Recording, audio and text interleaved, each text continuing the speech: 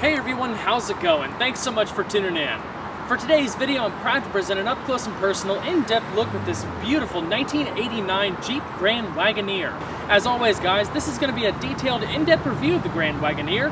We'll start it up, show the engine, get an exhaust clip with the performance data, take it on a quick test drive, and show you many of the unique aspects of both the interior as well as exterior. Of course, a big thanks and shout out to Cat's Exotics of Linwood, Washington for providing this example. For more information on the rest of their inventory, please feel free to check out the link in the description box below. And so, without further ado, let's go ahead and hop on in, start it up, let it run. This example is finished in bright white with the unmistakable faux wood panels, while the interior is a comfortable combination of Cordovan, leather, and Cumberland cord fabric. A tan interior was also available.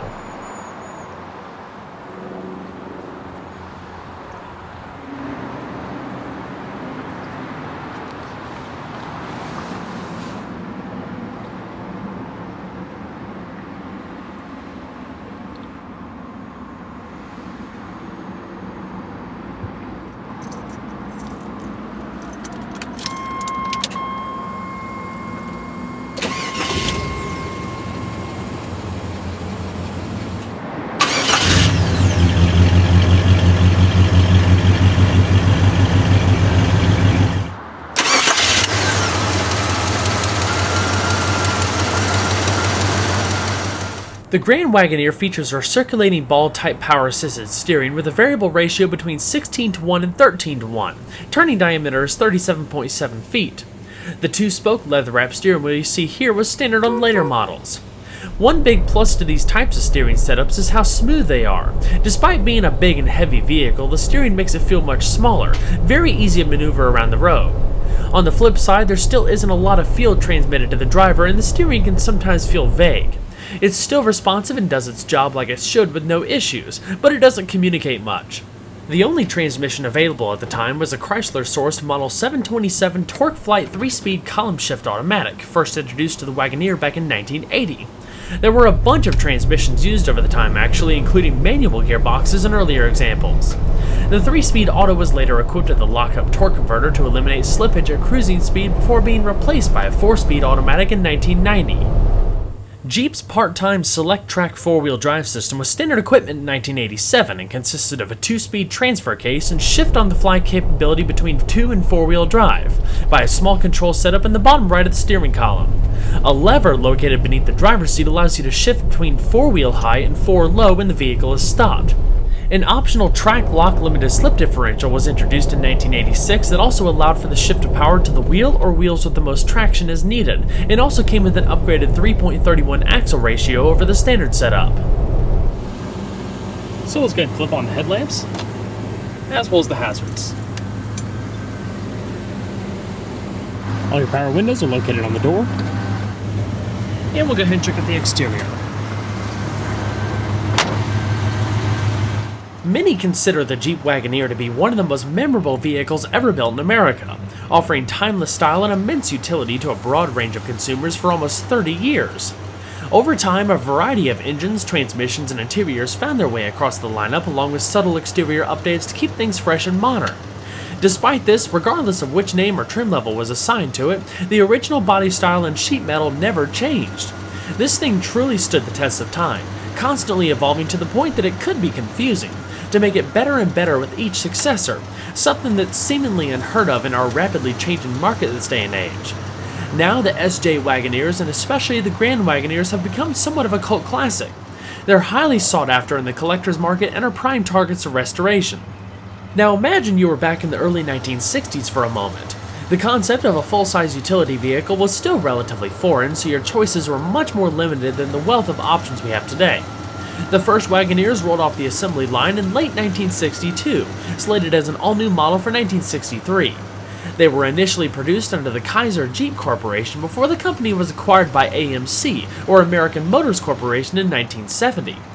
Obviously, pickup trucks during that time were nothing like what we have today. They were primarily used as workhorses, not typically something you take out for a night on the town. On the other hand, the Wagoneer can be thought of as one of the first multi-purpose vehicles. Similar in concept to a full-size station wagon, the Wagoneer competed against other full-size market contenders such as the International Travelall and long-running Chevrolet Suburban. It combined a heavy-duty body-on-frame chassis and a four-wheel leaf-sprung suspension, even though an independent front suspension was offered until the late 60s. Initially available in both 2- and 4-door configurations with various suspension setups and optional 4-wheel drive, Wagoneer gave customers the off-road capability and flexibility of a traditional truck, with an upscale appearance inside and out. It was a vehicle that could easily tackle rugged terrain and then turn around and take the family to a nice restaurant. As options and style simplified around 1969, the Wagoneer began to move more into a luxury niche as the customer base became more affluent, which subsequently led to the creation of a lower-priced Wagoneer in the mid-70s known as the Cherokee.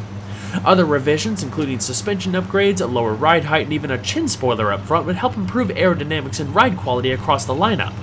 When the Cherokee nameplate was applied to the new, more compact unibody XJ Cherokee in 1984, the SJ body Wagoneer, along with receiving new vertical tail lamps and other quality improvements, was renamed the Grand Wagoneer to fully invest it in being a luxury SUV.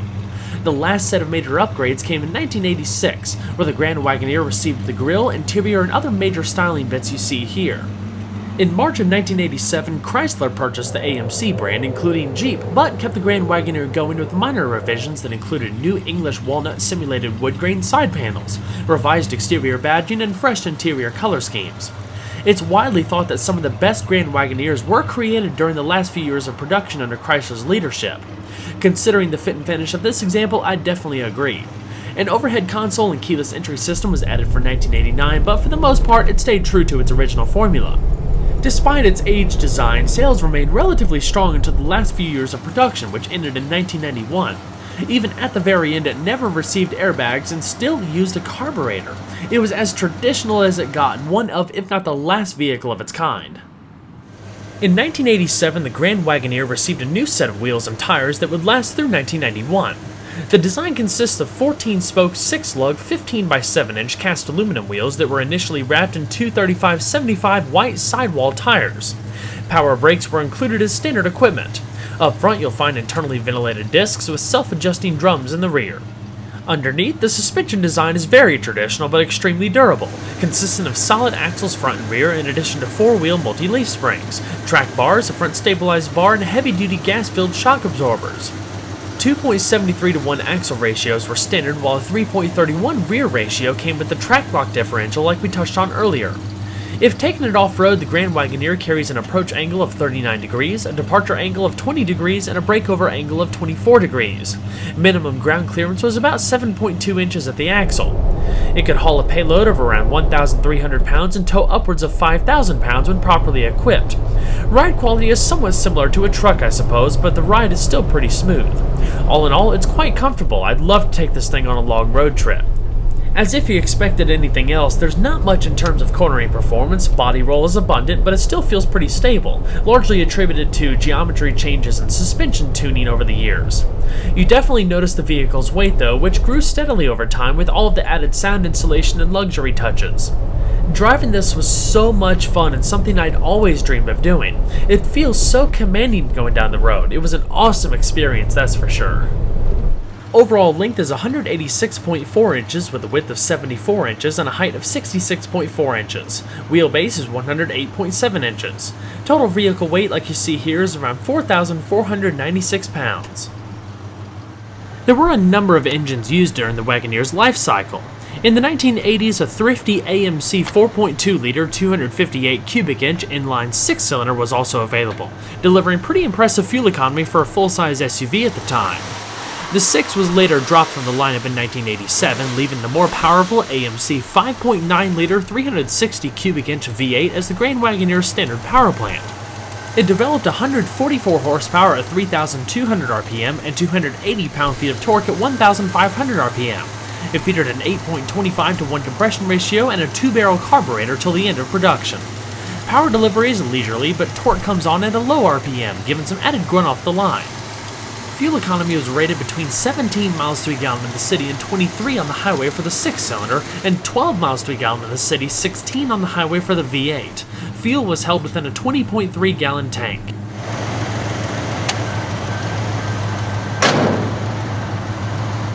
One of the Grand Wagoneer's biggest claims to fame was its large, accommodating, very comfortable interior for front and rear occupants. It can sit upwards of 6 people and actually has a foldable and removable rear seat.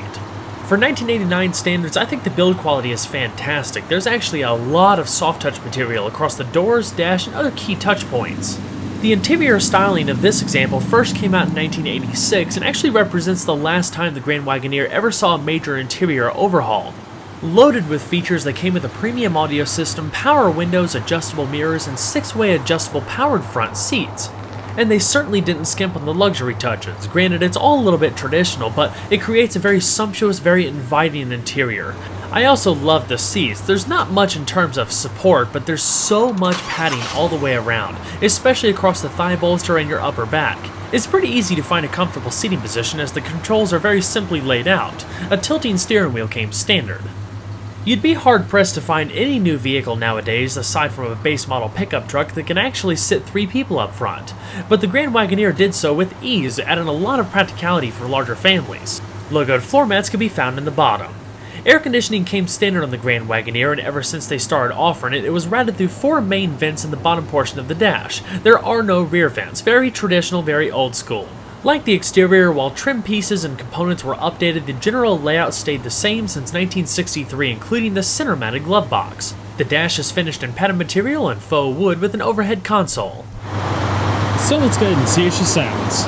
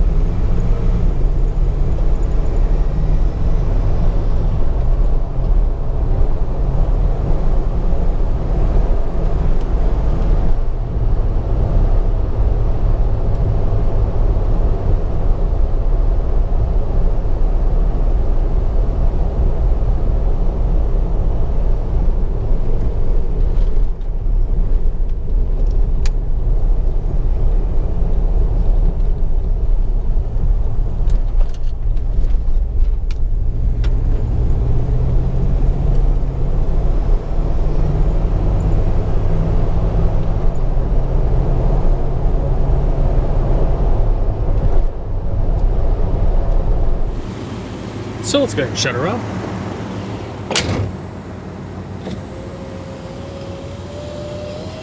For its day, the Wagoneer came loaded with features, things like power seats, a digital quartz clock, air conditioning, and more, not to mention a in-dash AM/FM cassette player with 4 high-quality Jensen speakers.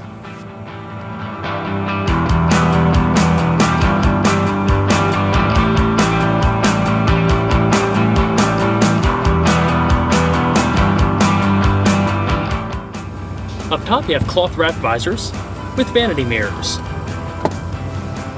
not to mention a manually dimming rearview mirror. Interior bright work is kept to a relative minimum with just subtle touches across the air vents and some trim pieces across the doors and dash. Your air conditioning controls is to the left of the radio, very simple. Down below that you have a lighter as well as an ashtray, and in the middle you have a locking glove box. The comprehensive instrument cluster consists of square dials. You have your speedometer in the middle, no tachometer, but your various vehicle status gauges to either side. One nice feature that Chrysler added after they took over was a full-length overhead console that combined a digital driver information system, reading lamps for the front and rear occupants, not to mention sunglass storage and a place to put a garage door opener. Alrighty. Let's go ahead and shut her down. And we'll check out the back seat.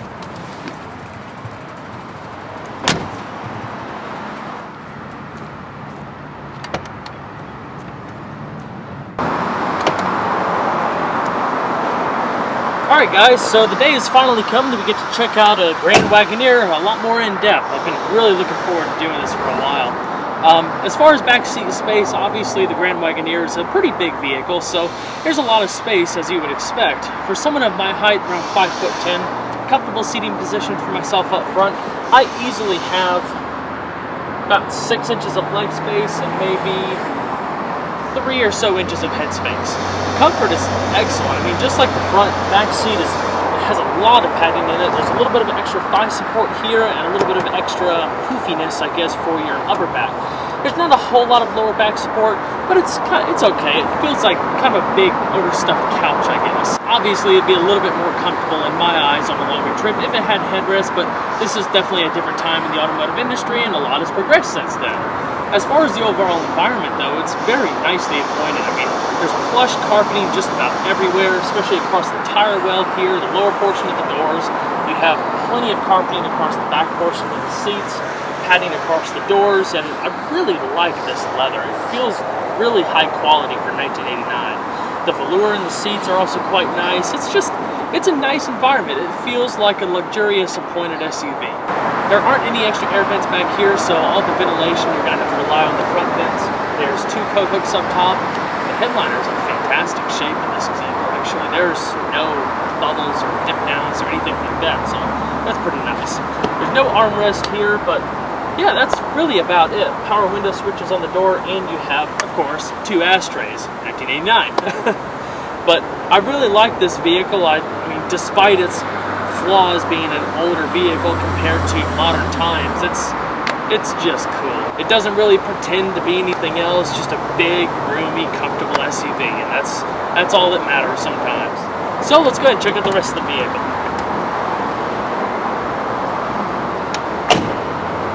The Grand Wagoneers came standard with a power rear window that could be activated via the little locking mechanism or via a switch on the left-hand side of the dash next to the instrument cluster. When you roll it down, you could stick in larger items like poles, skis, or go into the hardware store and take in 2x4s, and it also features a built-in rear window defroster. Once you put the glass down, you can reach inside and fold down the large tailgate. The opening width is 54.9 inches. Total space behind the rear seat is 43.1 cubic feet, but you can fold, tumble, and remove the rear seat to a total cargo capacity of 74.5 cubic feet. What I like is the fact that it's extremely simple and easy to use. It's a cinch to fold down the seat just by the pull of a small lever. There's tons of deep pile carpeting back there, a full-size spare tire, 2 of the audio speakers, and even a power outlet. The Jeep Wagoneer is undoubtedly an American classic, not only for its incredible production length, but its capability and flexibility when it came to its diverse customer base. With a comfortable interior, off-road capability, and a variety of power plants over the years, there was practically a Wagoneer to suit anyone for any need. Well guys, I hope you enjoyed the in-depth look at the Jeep Grand Wagoneer. Be sure to stay tuned next time, there's a lot more where that came from. Take care everybody.